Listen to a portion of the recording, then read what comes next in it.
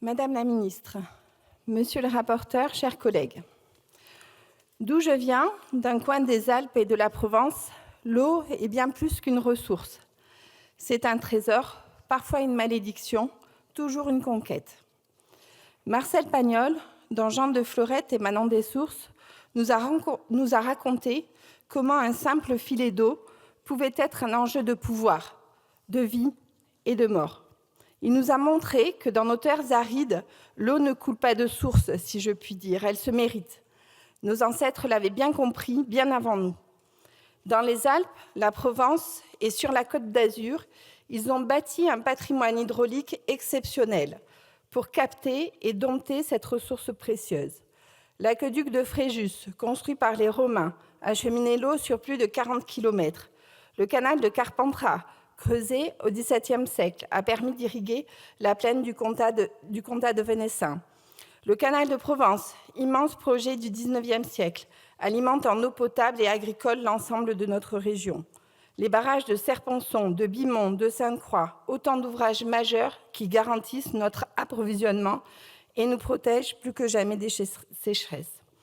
Ces infrastructures ont été pensées et construites par ceux qui vivent là-bas, par ceux qui connaissent chaque vallée, chaque source, chaque rivière. Ces mêmes infrastructures qui traversent les siècles témoignent de la capacité de nos territoires à gérer leur eau avec intelligence et prévoyance.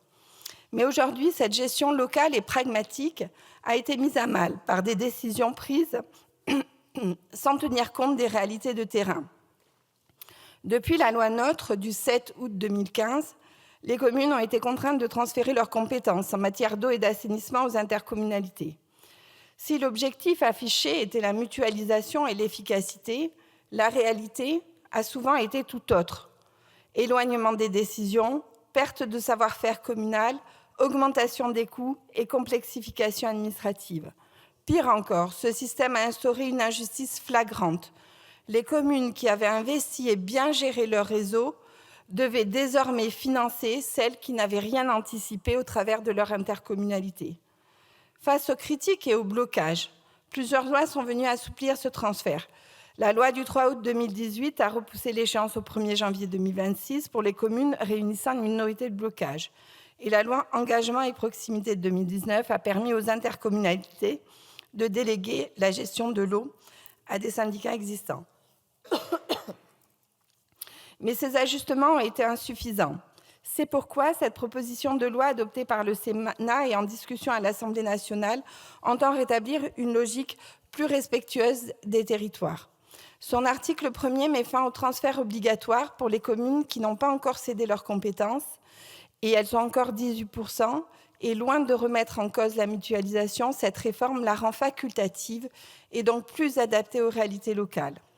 L'article 3, qui instaure un dialogue annuel sur l'organisation de l'eau au sein des CDCI, est également une bonne chose. L'article 5, qui introduit une solidarité entre communes librement consentie et non imposée. Nous saluons cette approche qui respecte la volonté des élus locaux et garantit une gestion plus juste de cette ressource essentielle. En revanche, nous sommes opposés à l'article 6, qui alourdit les contraintes pesant sur les ventes immobilières, en introduisant des exigences supplémentaires en matière d'information sur l'état des réseaux d'eau et d'assainissement. Ce dispositif ajouterait des lourdeurs administratives inutiles et pénaliserait injustement les transactions foncières, alors que d'autres solutions plus efficaces existent pour améliorer la transparence. Ce texte corrige donc une injustice majeure. Il met fin à un système où les communes bien gérées, ayant investi dans leur infrastructure, se trouvaient pénalisées, tandis que celles qui n'avaient rien fait bénéficiaient d'un financement intercommunal forcé. Il est temps d'arrêter de punir les bons élèves et de laisser aux élus locaux la capacité d'adapter leur gestion à leur territoire. Les élus en ont assez de ces intercommunalités centralisatrices qui les éloignent des décisions et finissent par ignorer les problématiques locales. En particulier pour l'eau, nous devons leur redonner la maîtrise de cette ressource essentielle, car l'eau n'est pas une compétence comme les autres, elle est la vie même de nos territoires. Et comme l'aurait dit Marcel Pagnol, en Provence, l'eau, ça se mérite. Je vous remercie.